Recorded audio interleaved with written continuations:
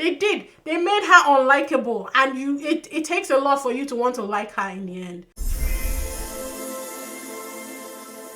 Hi people, welcome back. If it's your first time, my name is Talia Adewale. This is DISBYDEM. We are talking about DNA Lover, which I've done some reactions on my channel. Before we get into it, be sure to leave a comment. Let me know if you watched this. This didn't get that much traction on my channel. I don't know if it's just my channel or if people didn't like it in general, because I loved it. I don't know what was happening. So leave a comment. Let me know if you watched it or if you're planning to watch it. It's on your list. Like the video, subscribe, hit that bell, and let's just get into it. Okay, so I have this whole blurb, guys. I wrote it. I did a detailed thing because I've done the reactions already. They're all streaming on Netflix. Not Netflix.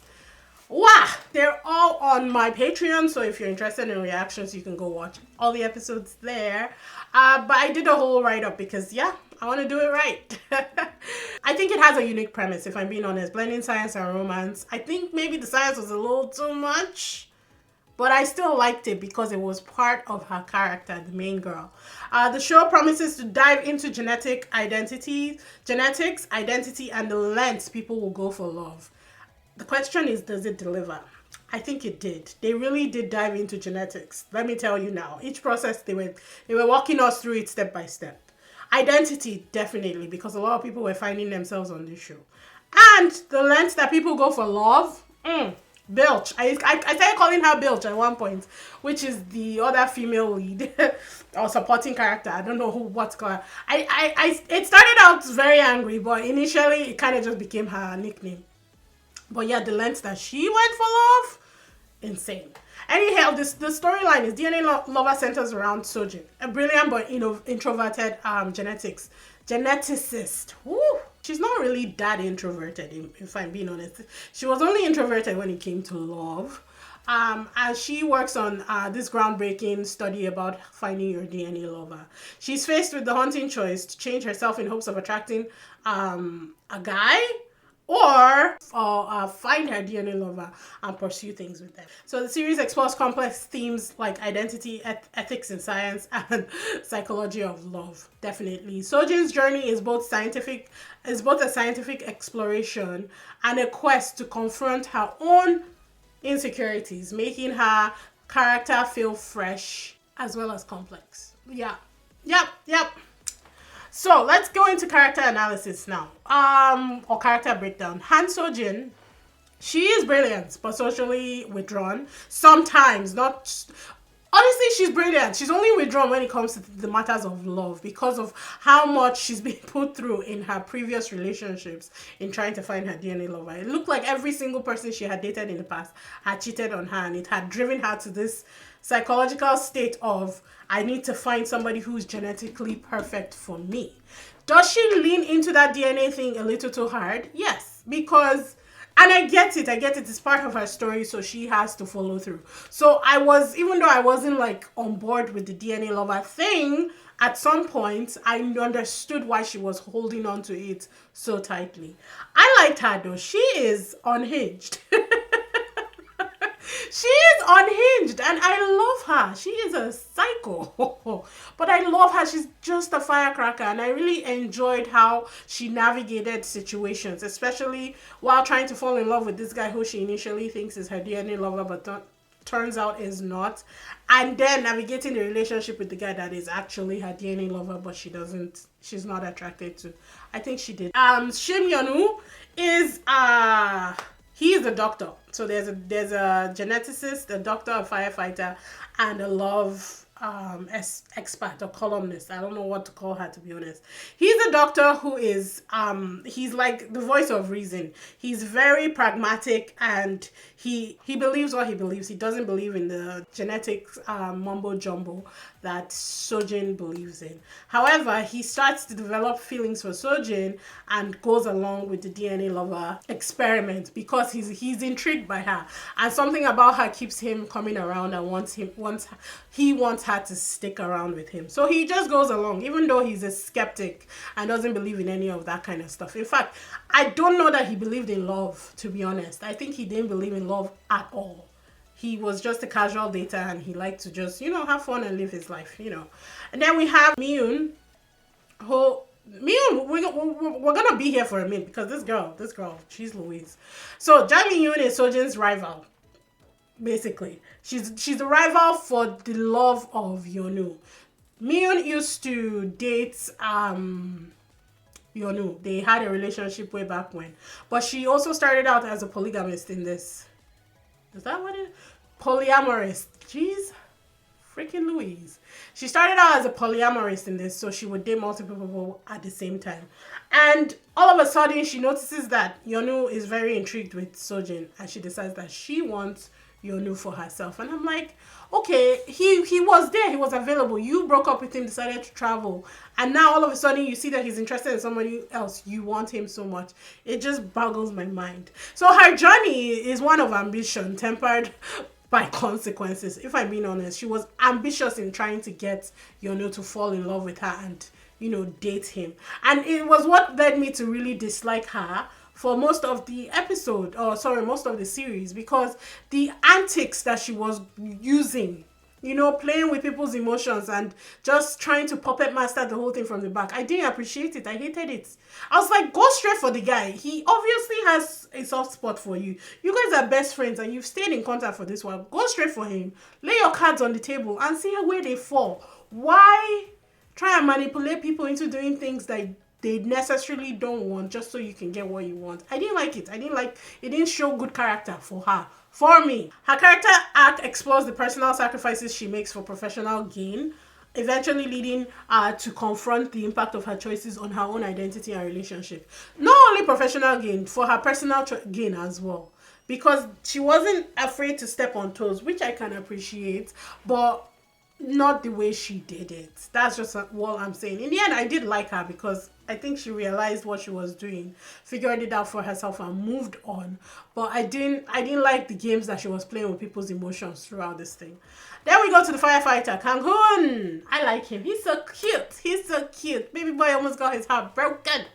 But I like him. He's an outsider to the close-knit circle of scientists and medical professionals. He's very close to Yeon Woo. They served together, I think, in the military or Air Force or something like that. So he's close to Yeon Woo. He's So Jin's best friend. They grew up together, and by association, he knows Minu. He was so cute. I loved him, and I didn't like that he was set up for failure so easily in the series. I thought that they were playing too fast and loose with his heart. If I'm being honest, I really did, because we know that Yeon Woo and So Jin will end up together. So why put him in the mix to get his heart broken? He was too cute for all of that. But I love that he was always there to be the voice of reason. I hated that he would always pick up her pieces every time some loser would break her heart. But I liked that he was there for her, When he found out that he actually was in love with her, to have to watch her, be in love with somebody else and hurt over somebody else, that was painful. That was hard. And I didn't like it. I didn't like how that all played out for him. For pacing, while the storyline is intriguing, the pacing sometimes dragged. Especially in the first few episodes, it spends too long establishing So Jin's character and her scientific background, if I'm being honest. Which might cause some viewers to lose interest early on. And I feel like that's what happened. Like, they dragged too much in, harboring that she's dead set on this DNA lover thing. And so people were like, okay, if this is all that they're going to be talking about, I'm not here for it. They should have cut down some of the repetitive scenes. It would have definitely helped build the momentum leading up to all 16 episodes. Character development. So Jin's character arc was well handled. If I'm being honest, yes, they wasted time in the beginning, but the way she grew from, being obsessed with DNA lover, finding out that the person that she's in love with is not her DNA lover, accepting the situation, and then growing into becoming this person who is like, okay, yes, DNA is fine and good, but this is who I want. I loved it. Some of the side characters do end up feeling underdeveloped. If I'm being honest, I didn't like that Kang Hoon was set up for disaster, like I said. Yeon Woo, I think they could have done a little bit more, but what they gave us was enough. And then Minun, they really just set her up as a bitch. They really did. They did. They made her unlikable. And it takes a lot for you to want to like her in the end. She's beautiful though. So whenever she's on the screen, it's like, oh. But they set her up for failure on this. There was no way that you're going in liking this girl, if I'm being honest. So while the show tries to balance romance with science fiction, the romantic chemistry between So Jin and Woo times feels forced. Do they have chemistry? Yes, I think they do. However, some of the scenes were not.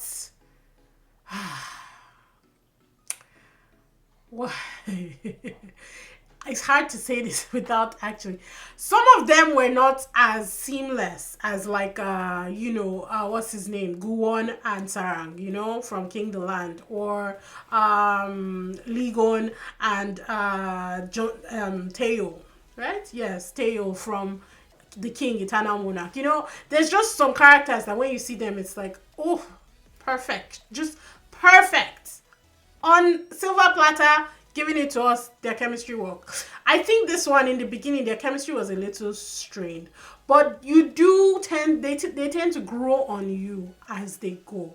Now I wouldn't say that it's perfect, but I would say maybe it's like 89%. So it's not something that you can't watch. It's not something that you focus on throughout the thing, but it's something that you notice.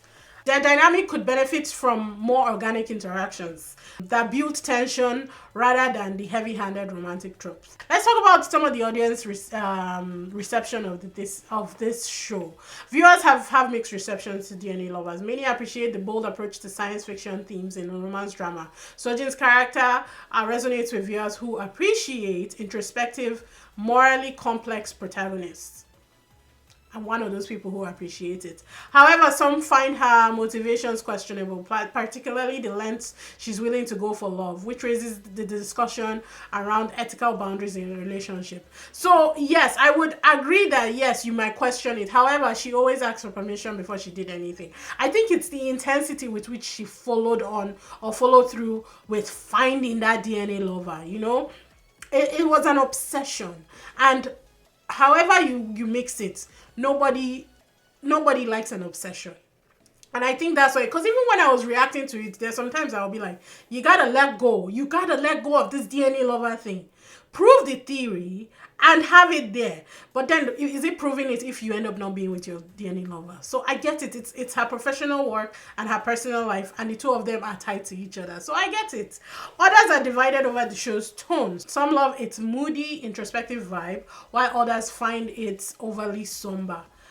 It was somber. There were some heavy things going on in the background for each of them, if I'm being honest. The thing with her mom, the thing with his mom, the thing with his dad. His dad was a full-on dick. I'm sorry. I had to put the tone in that because his dad was an ass. Oh, the thing with his dad. There were some very heavy things. The thing with the guy who was trying to, kill everybody. Yes, there were some very heavy themes. However, I think they balanced it well because every time they would give you moody, they would give you funny. It was funny. I did laugh sometimes throughout it. It wasn't like hilarious all the time, but they definitely found a way to balance it. The romance, while a central plot, has faced criticism for lacking spontaneity. I agree. Fans of the show are particularly vocal about the unique storyline, praising its ability to blend science with personal drama. 100%. However, detractors often mention that the ethical questions posed by the plot don't receive the depth or resolution they expected, which leaves some threads feeling unfinished. No, disregard that. The ethical thing was nothing. I mean, you know what? Yeah, no. Okay, I see what they mean. I think it's the jersey. Stealing the jersey and testing it. That was definitely not unethical, for sure. However, when she needed to do something more, she did ask for permission. Okay, I see what they mean now. It's kind of like a 50-50.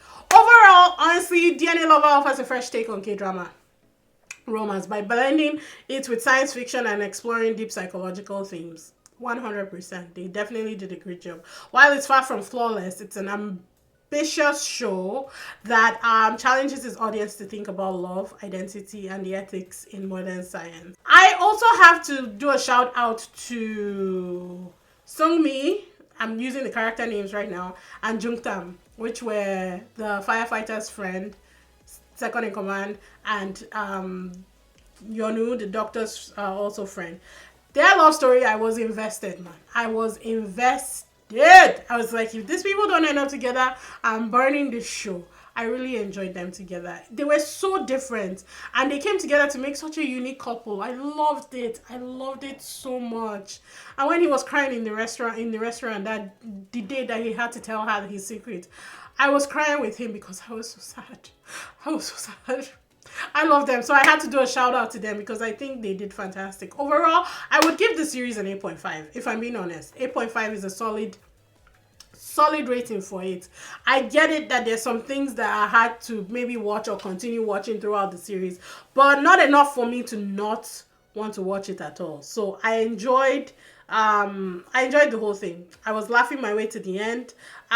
Even though that last episode I was like they could have done things differently, I still liked it and I liked the way that it ended. So yeah, that's my 2 cents on it. Again, all episodes are streaming on Patreon, so if you want to check it out, feel free to go there. You can get just the folder that has just DNA Lover, or you can do the whole thing and watch all the other series that I have completely uploaded up there. But yeah, leave your comments. Let me know what you thought. Let me know if you enjoyed it. Let me know if you're watching it. Let me know if it's not on your radar. Let me know if my reviews were how you would watch this. Either way, let me know in the comment section. Feel free to recommend shows that are not necessarily on Netflix. I like to do the ones that are not on Netflix, so that if you do want to watch the reaction on Patreon, it's worth it for you because then you're watching the actual show with me, you know. But yeah, subscribe, hit that bell, and I will see you guys in the next one. Bye.